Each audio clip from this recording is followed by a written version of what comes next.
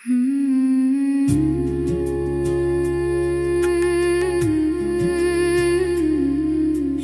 மகனே, நீ உன் செவியை ஞானத்திற்கு சாய்த்து உன் இருதயத்தை புத்திக்கு அமைய பண்ணும் பொருட்டு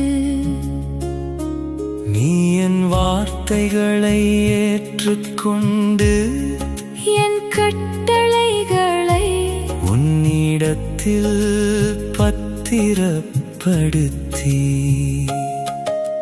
ஞானத்தை வா என்று கூப்பிட்டு புத்தியை சத்தமிட்டு அழைத்து அதை வெள்ளியைப் போல் நாடி புதையல்களை தேடுகிறது போல் தேடுவாயாகில். அப்பொழுது கர்த்தருக்கு பயப்படுதல் இன்னதென்று நீ உணர்ந்து தேவனை அறியும் அறிவை கண்டடைவாய்.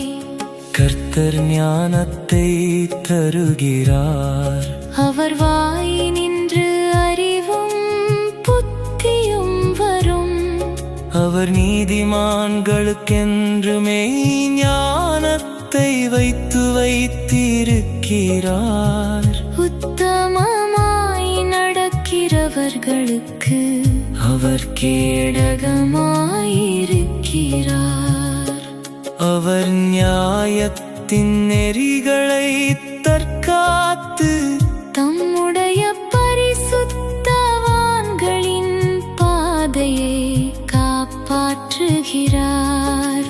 அப்பொழுது நீதியையும் நியாயத்தையும் நிதானத்தையும் சகல நல்வழிகளையும் அறிந்து கொள்ளுவாய். ஞானம் உன் இருதயத்தில் பிரவேசித்து அறிவு உன் ஆத்துமாவுக்கு இன்பமாயிருக்கும் போது நல் யோசனை உன்னை காப்பாற்றும்.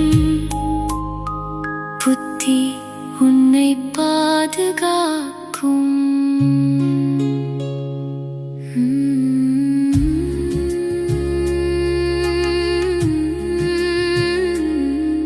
அதனால் நீ துன்மார்க்கனுடைய வழிக்கும் மாறுபாடு பேசுகிற மனுஷனுக்கும் அந்தகார வழிகளில் நடக்க நீதி நெறிகளை விட்டு தீமை செய்ய மகிழ்ந்து துன்மார்க்கருடைய மாறுபாடுகளில் களி கூறுகிறவர்களுக்கும் மாறுபாடான பாதைகளிலும் கோணலான வழிகளிலும் நடக்கிறவர்களுக்கும் நீ தப்புவிக்கப்படுவாய்.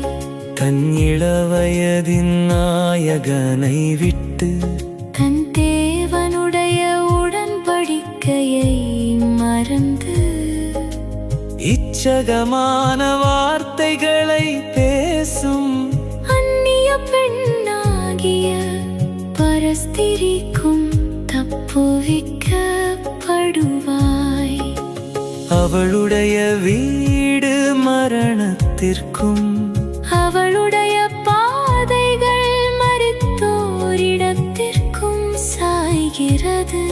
அவளிடத்தில் போகிறவர்களில் ஒருவரும் திரும்புகிறதில்லை.